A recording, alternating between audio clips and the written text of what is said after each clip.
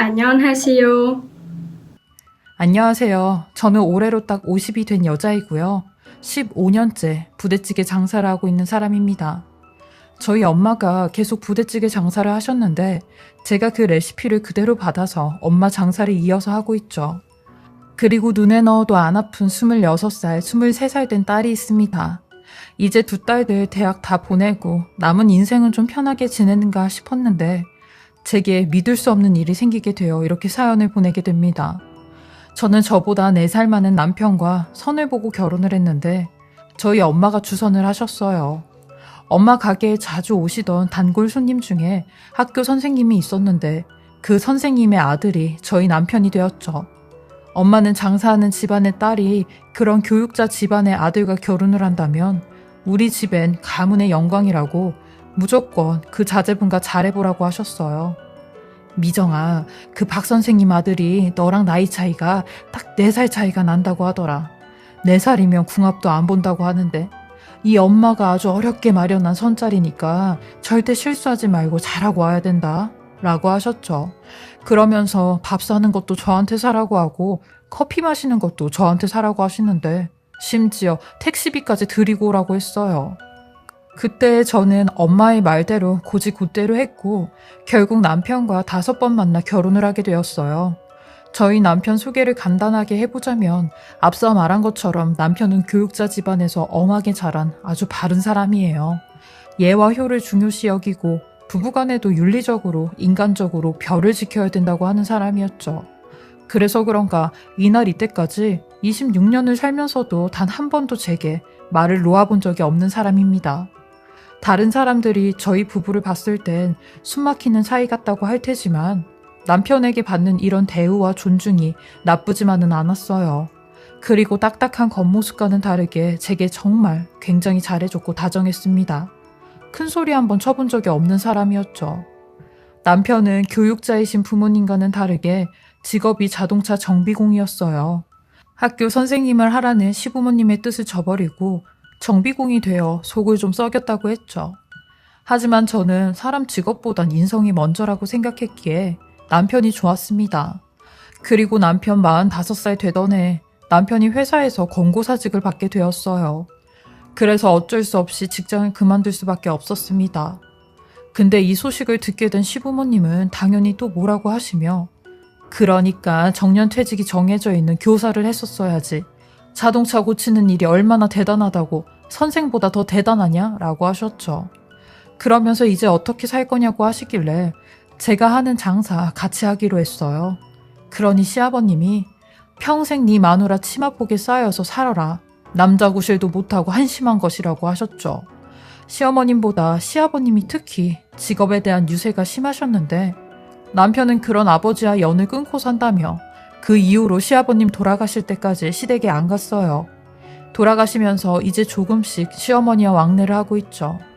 저는 이렇게 의기소침해 있는 남편을 다독이며 여보, 돈은 내가 벌면 되니까요. 당신은 아무 걱정하지 마세요. 우리 가게에 장사도 잘 되고 입에 풀칠은 하고 사니까 사는 데는 크게 걱정 없을 거예요. 그러니까 당신도 허리 쭉 펴고 고개 당당하게 들고 다니세요. 라며 남편을 북돋아 주었어요. 남편은 제 가게 일을 도우며 항상 저보다 일찍 출근하고 늦게 퇴근을 하곤 했어요. 그리고 저희 가게 비법 양념까지 저한테 배워서 저를 대신해 밤 늦게까지 양념을 만들어 숙성을 시켜놓곤 했죠. 이 양념장이 저희 가게 비법 소스라 항상 직원들 다 퇴근시키고 가게 문까지 걸어 잠궈놓고 만드는 소스거든요. 그 양도 어마어마하게 많아 제가 들었다 놨다를 반복하면 너무 힘이 들었는데 그걸 남편이 대신 도맡아 해준 거죠. 그 시간에 저한테 퇴근하고 쉬라고 한 남편이었습니다. 근데도 저희 남편 직장에서 해고된 후로 제 눈치를 많이 보곤 했는데 그러지 말라고 해도 그냥 당신한테 미안해서요 라고 하는 착한 남편이었습니다. 그리고 이런 남편이 1년에 딱 한 번 쉬는 날이 있었는데요. 바로 겨울에 일주일 정도 스키를 타러 가는 날이었어요. 남편의 유일한 취미생활이기도 했죠. 저는 워낙 운동신경이 없어서 신혼 초 때 몇 번 남편을 따라갔다가 매번 어디 한 군데씩 다치고 오는 바람에 그 뒤로는 스키장에 따라가지 않았어요. 저희 딸들도 스포츠와는 영 거리가 멀어 남편 혼자 다녔죠. 그러니 남편은 꼭 1년에 한 번은 스키장에 가야 해요. 사실 제가 따라간다고 해도 따라갔겠지만 남편한테도 혼자만의 시간을 갖게 해주는 게 좋을 것 같아 혼자 가라고 합니다. 왜 부부끼리도 각자만의 시간을 보내고 싶을 때가 있잖아요. 그렇게 2017년 겨울 그 해에도 어김없이 남편은 일주일 정도 스키장에 갈 채비를 하고 있었어요. 남편은 제 눈치만 살피며 여보, 진짜 나 스키장 다녀와도 돼요? 겨울엔 일도 많은데 가게 냅두고 나 혼자 다녀오려고 하니까 당신한테 많이 미안하고 눈치가 보이네요. 라고 하는데 그런 말을 하는 남편의 등을 어루만지며 여보, 무슨 눈치가 보여요. 나는 주말마다 평일마다 쉬고 싶을 때 쉬고 더 자고 싶을 때 자곤 하는데 당신은 1년 중에 딱 이때만 쉬잖아요. 그런 거 생각하면 내가 더 미안하죠. 그러니까 마음 편하게 재밌게 잘 놀다 와요. 가게 걱정, 내 걱정하지 말고요. 알겠죠? 하며 눈치 보는 남편에게 더 밝고 환하게 웃으면서 말했습니다. 그렇게 저는 강원도로 떠나는 남편을 배웅하고 가게로 장사를 하러 나갔어요. 근데 제가 부대찌개 집을 하다 보니 남편 말대로 겨울에 뜨끈한 국물을 찾는 손님들이 많아 많이 바쁘긴 했어요. 근데 하필이면 남편이 스키장에 간 날 저희 가게에서 3년 넘게 서빙 일을 한 영란이란 친구도 시골에 사시는 어머니께서 갑자기 편찮으시다며 영란이까지 휴가를 쓰는 바람에 일손이 부족해서 방학을 맞은 둘째 딸을 불러 장사를 하고 있었어요. 그리고 남편이 돌아오는 마지막 날 집에 돌아와야 하는 남편은 영영 본인 발로 돌아오지 못하게 되었습니다. 왜냐면 남편이 사고를 당했다는 소식을 듣게 되었거든요. 그날 오전에 강원도 모 병원에서 남편이 사고를 당했다는 전화가 한 통 왔어요. 전 그 전화에 하늘이 무너지는 줄만 알았습니다. 저희 남편이, 제게 하나뿐인 남편이 스키를 타다가 목뼈가 부러졌다는 겁니다. 그래서 지금 당장 병원으로 와달라고 하는데 그 소식을 듣자마자 만사 다 제쳐두고 남편이 있는 병원으로 달려갔습니다. 그리고 침대에 누워있는 남편을 발견했고 멀리서 봤을 땐 남편의 겉모습은 멀쩡했어요. 근데 제 손을 붙잡질 못하는 겁니다. 제가 손을 붙잡으면 힘없이 툭툭 떨어지는데 전 이상한 느낌을 받았고 남편에게 여보, 내 손 좀 잡아봐요. 내 손 좀 꽉 쥐어봐요. 라고 했지만 남편은 울면서 힘이 하나도 없다고 제 손을 잡아줄 수가 없다고 하는 겁니다. 병원에서는 여러 가지 검사가 진행이 되었는데 4번, 5번의 목뼈 손상으로 신경까지 다쳐 전신마비라는 진단이 내려졌어요. 얼굴 밑으로는 아무것도 할 수 없다는 그런 청천벽력 같은 말을 듣게 된 거죠. 재활을 한다고 해도 휠체어를 타고 다니는 게 최선이라고 했어요. 손가락조차 움직이질 못하는 남편을 보며 하염없이 눈물만 흘렸습니다. 우리 남편 평생 고생이란 고생은 다 하고 이제 좀 괜찮아질만 하니 이런 일이 생기게 된 거죠. 전 이런 남편을 무조건 살려야겠다고 결심하게 되었어요. 가게도 직원들에게 다 맡기고 남편만 돌봤어요. 욕창이 생길까봐 하루 2시간에 한 번씩 뒤집기를 해주었고 재활운동하는 날엔 남편과 함께 울면서 치료를 했습니다. 포기하려고 하는 남편을 일으켜 세우며 조금만 더 해보자고 했어요. 안녕하세요. 그리고 꾸준한 재활치료 덕분에 드디어 1년 8개월 만에 상반신 감각은 되찾게 되었고 남편은 혼자 휠체어를 밀고 다닐 수 있을 정도로 팔에 힘을 기를 수 있었습니다. 기적과도 같은 일이었고 점점 희망이 보이기 시작했어요.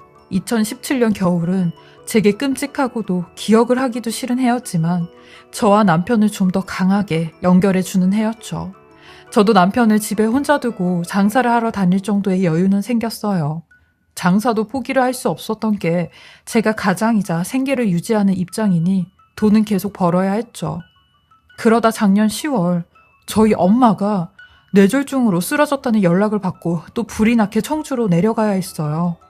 몸이 불편한 남편을 두고 가려니 어떻게 해야 할지 몰라 발만 동동 구르고 있을 때였죠. 두 딸들은 다들 대학 근처에서 자취를 하고 학기 중이라 부를 수도 없었어요. 제 모습을 본 남편이 걱정하지 말고 얼른 다녀오라고 하는 겁니다. 지금 내가 중요하냐고 장모님이 더 중요한 거 아니냐며 집에 반찬도 넉넉하고 밥도 얼려둔 거 있으니까 전자레인지에 돌려 먹으면 된다고 얼른 가라며 저를 떠밀더라고요. 저는 그런 남편한테 엄마 병원 갔다가 상황 보고 바로 또 올라올 테니까 며칠만 기다려 달라고 하며 남편을 두고 병원으로 달려갔어요. 그렇게 한참을 가고 있는데 저희 큰 올케 언니한테 전화가 온 겁니다. 고모, 너무 다행이야. 어머님 응급처치는 잘 되셨다고 하시네. 병원에서도 뇌졸중 골든타임이 3시간인데 그 전에 빨리 잘 왔다고, 후유증 발생은 적으실 것 같다고 하시니까 일단 고모는 집에 가. 우리가 상황 보고 해줄게. 고모부도 집에 혼자 계실 거 아니야. 라며 제 편의를 봐주시더라고요. 저는 일단 어차피 내려가는 김에 엄마 얼굴만 보고 가겠다고 했어요. 그리고 별 이상이 없으신 엄마를 보고 얼른 올라가라는 성화에 밤 9시쯤 다시 차에 올라타 집으로 가고 있었습니다. 남편에게 전화를 하니 남편도 전화를 받지 않더라고요. 남편이 워낙 일찍 잠에 들긴 하는데 잠에서 깰까봐 2번 정도 전화를 하고 그냥 빨리 올라가는 게 낫겠다 싶어 서둘렀어요. 그렇게 한참을 달려 집에 도착했는데 역시나 불이 다 꺼져 있었고 안방에 TV 소리만 들리더라고요. 저는 신발도 대충 벗어던지고 안방으로 앞만 보고 달려갔어요. 그러니 남편이 TV를 보고 있다가 저를 보더니 깜짝 놀라는 겁니다. 여보, 아니 오늘 안 온다고 하지 않았어요? 어떻게 갑자기 온 거예요? 라고 하는데 엄마가 생각보다 괜찮으셔서 그냥 얼굴만 보고 왔어요. 아니 근데 당신은 안 자고 있었으면서 왜 전화는 안 받았어요? 라고 했죠. 그러니 핸드폰이 무음이 되어 있었나 보다고 어디에 뒀는지도 모르겠다며 어색하게 미소를 짓는 겁니다. 그래서 제가 그럼 또 이불 속으로 들어갔나 봐요. 제가 찾아볼게요. 라며 남편이 혼자 쓰는 큰 침대 쪽으로 다가갔어요. 남편이 몸이 불편하다 보니 킹사이즈 침대를 혼자 쓰거든요. 그래서 자주 핸드폰도 잊어버리곤 해요. 근데 제가 남편 침대 쪽으로 다가가려고 하는 순간 남편이 이불 속에서 다리를 크게 움직이는 겁니다. 그 모습을 본 저도 놀랐고 남편도 놀라 당황을 했어요. 여보, 봐 방금 자기 다리 움직였어요? 다리 움직이는 것 같았는데요? 하며 놀란 얼굴을 하였고 남편은 아니라고 하는데 제가 아니에요. 제가 당신 지금 다리 움직이는 거 봤어요. 하며 이불을 거두려고 하는데 남편이 소리를 지르며 안 돼! 라는 말을 하는 겁니다. 그리고 이불을 걷게 된 저는 정말 충격적인 장면을 보게 되었는데 또 한 번 절망에 빠지게 되었어요. 아니 이불 속에 웬 여자가 한 명 엎드려 누워있는 겁니다. 전 그 여자를 보고 제 눈을 의심하며 지금 이게 무슨 상황이냐고 이 사람 누구냐고 했어요. 그리고 그 여자에게 다짜고짜 다가가 그 여자를 뒤집어 얼굴을 봤는데 세상에 그 여자는 바로 저희 가게에서 오랫동안 알바를 했던 영란이었습니다. 제가 앞에서 잠깐 언급을 했었죠. 저는 그 둘을 보고 지금 뭐하고 있는 짓거리냐고 소리를 질렀어요. 그러니 영란이가 침대에서 내려와 상황 설명을 하는데 사모님, 사실은요 사장님께서 식사를 못 하셨다고 연락이 와서 제가 온 건데 사모님께서 갑자기 오시는 바람에 오해를 할까봐 제가 이불 속으로 숨은 거예요. 라는 개코 같지도 않는 말을 하는 겁니다. 니네 둘이 서로 번호나 알고 있냐고 했어요. 남편이 내 식당 일 도와줄 때도 서로 인사만 한 사이면서 언제 핸드폰 번호까지 교환을 했냐고 소리를 치며 남편 아픈 지 3년이 지나가는데 둘이 갑자기 연락을 해서 밥을 차려줬다는 게 이게 말이나 되는 소리냐고 난리를 쳤죠. 그럼 남편하고 연락한 핸드폰 내용 좀 보자고 길길이 날뛰었어요. 그렇게 저는 남편 핸드폰을 이불 속에서 찾았는데 이건 또 뭔가요? 남편 놈의 또 다른 핸드폰이 이불 속에서 나온 겁니다. 그 핸드폰엔 비밀번호조차 잠궈지지 않았는데 세상에 그 두 인간들이 나눈 메시지를 보고 정말 기겁을 할 뻔했어요. 그 둘은 남편이 다치기 전부터 불륜을 저지르고 있었고 저 모르게 뒤에서 이딴 짓거리를 하고 있었던 겁니다. 그리고 더 대박인 게 뭔지 아세요? 2017년 겨울 혼자 스키장에 간다고 했던 남편이 사실은 이 영란이 기집애랑 같이 스키장에 갔더라고요. 딴 여자랑 같이 불륜 저지르러 갔다가 전신마비가 된 거였죠. 전 이런 사실도 모르고 이날 이때까지 남편 놈 수발이란 수발을 다 들어주고 남편을 위해 기도하고 헌신을 다했는데 정말 제 눈에서 피눈물이 다 났어요. 그 외에도 둘이 나눈 메시지는 정말 가관이었습니다. 남편 놈이 영란이한테 저희 가게 비밀 양념장 레시피를 알려주겠다는 명목으로 계속 만남을 유지해왔고, 저랑 언젠가는 이혼을 하고 재산 분할 반을 받아와 그 돈으로 우리 영란이 가게도 차려주고 하고 싶은 것도 다 하게 해줄 거라는 문자를 주고받았는데 정말 하늘이 무너지는 것만 같았습니다. 저는 그 자리에서 영란이 그것도 가만 안 두었어요. 그리고 신발도 신지 않은 채 도망을 가기 시작하는데 전 너무 충격을 받아 그 기집애를 쫓아갈 힘도 없었죠. 남편은 고개만 숙이며 잘못했다고 손을 싹싹 빌고 영란이 저것이 자기한테 꼬리를 쳤다고 하는데 남편 놈 말은 귀에 들리지도 않았죠. 아픈 사람을 어떻게 할 수도 없는 노릇이었고 저는 깔끔하게 이혼하자고 했어요. 그게 제가 할 수 있는 최고의 방법이었으니까요.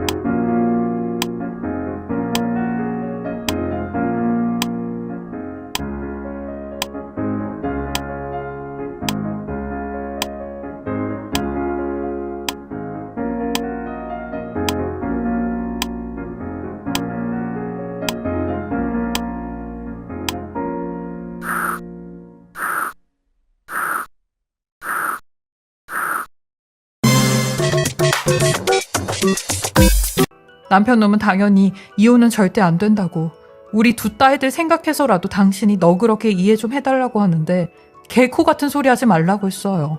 그 주둥이 다물라고 했죠. 어디서 그 더러운 입으로 우리 딸들 얘기를 하냐며 당신은 이날 이때까지 나한테 도움이 하나도 안 되는 짐덩어리라고 했어요. 이혼 안 해줄 거면 이혼 소송할 거라고 했네요. 네가 가진 것도 뭣도 없는데 소송비나 있냐고 했죠. 그리고 당장 휠체어 타라고 니네 엄마한테 가라고 했어요. 나 당신 꼴도 보기 싫으니까 내 집에서 나가라고 했죠. 그렇게 시어머니한테 연락해 남편 놈과 그 영란이 기집애가 한 짓거리 전부 다 얘기했고 지금 당장 당신 아들 데리고 가라고 했어요. 그러니 시어머니 골 때리는 게 제 말씀을 가만히 듣고 있다가 뭐라고 하셨는지 아세요? 예, 우리 아들이 그렇게 됐다고 남자 구실도 못하냐? 나는 차라리 우리 아들이 남자 구실을 할 수 있어서 다행이구나. 네가 얼마나 아내 노릇을 못했길래 우리 아들이 그랬겠냐? 그리고 어디 하늘 같은 시애미한테 전화를 해서 데리고 가라 말아라 하고 있어? 라고 하시는데 저는 그런 시어머니한테 그럼 내가 집까지 직접 데리고 간다고 했습니다. 그렇게 남편놈 시어머니네 집에 갖다 놓고 저는 다음날 바로 법원 가서 이혼 서류 작성해 시어머니와 남편 얼굴에 집어 던지고 나왔어요. 그리고 변호사 찾아가 남편의 증거 핸드폰 보여주며 모든 사건을 다 얘기했고 소송까지 생각하고 있다고 했어요. 그러니 변호사는 상대방이 거동이 불편하더라도 이혼 소송을 할 수 없는 상황은 아닌 것으로 보인다며 문제가 있다면 특별 대리인 선임 절차를 통해 소송을 진행할 수가 있다고 했어요. 근데 남편놈 아주 뻔뻔스럽게도 당신 없으면 나는 어떻게 사냐고 하는 겁니다. 그 말이 무슨 말인지 아세요? 누가 지 수발을 들어주냐는 그런 말이었어요. 그게 내가 알 바냐고 네 그 여자한테 수발 들어주라고 하라고 했어요. 우리 가게 레시피까지 팔아가며 그 여자랑 같이 살려고 하지 않았냐고. 너는 진짜 인간도 아니라고 했어요. 어떻게 20여 년을 같이 살면서 감쪽같이 네 본 모습을 숨길 수 있냐고 했죠. 그러니 남편은 나오지도 않는 눈물을 짜내며 당신을 사랑한 마음은 진심이었다는 소리를 해대는데 법원에서 얼굴 보자고 했어요. 결국 소송까지 했고 저는 그 인간과 상간녀 영란이한테 위자료 싹 다 받아냈습니다. 하지만 재산 분할은 40%나 떼줘야 하는 상황이었죠. 더럽게 억울하지만 남편놈이 다치기 전까지는 계속 저를 도와 돈을 벌었기에 재산 기여도가 있다고 하더라고요. 그리고 저는 올해 5월 남편놈과 이혼을 했고 그 질기고 질긴 악연이 드디어 끝이 났습니다. 근데 남편놈이 마지막 재판 때 했던 말이 아주 기가 막히더라고요. 영란이 그 여자도 나를 두고 떠나버렸다며 이제 그 여자도 없고 자기도 정신을 차렸으니 한 번만 봐달라고 하는 겁니다. 그러면서 사람이 살면서 실수도 할 수 있지 않냐고 뻔뻔스럽게 얘기를 하는데 그런 남편놈한테 입만 살아가지고 평생 지옥 속에서 살아보라고 했네요. 그동안 너는 나 아니었음 이미 망가져도 망가졌다고 너만큼 살려놓은 게 나라고 양심이 있으면 그 입 다물라고 했습니다. 그렇게 저는 지금 이혼한 지 2개월이 조금 넘었는데요. 아직까지도 믿었던 남편놈에게 맞은 뒤통수에 여운이 남아있어요. 그동안 같이 살았던 삶이 눈물나게 억울하지만 하루라도 빨리 마음을 잘 추스리고자 이렇게 글을 써봅니다. 제 긴긴 이야기 들어주시고 읽어주셔서 감사하고요. 다들 저 힘내라고 좋은 말씀 많이 해주시면 감사하겠습니다. 그리고 제 이야기 들어주신 모든 분들도 항상 건강하시고 행복이 가득하시길 바라겠습니다. 안녕하세요.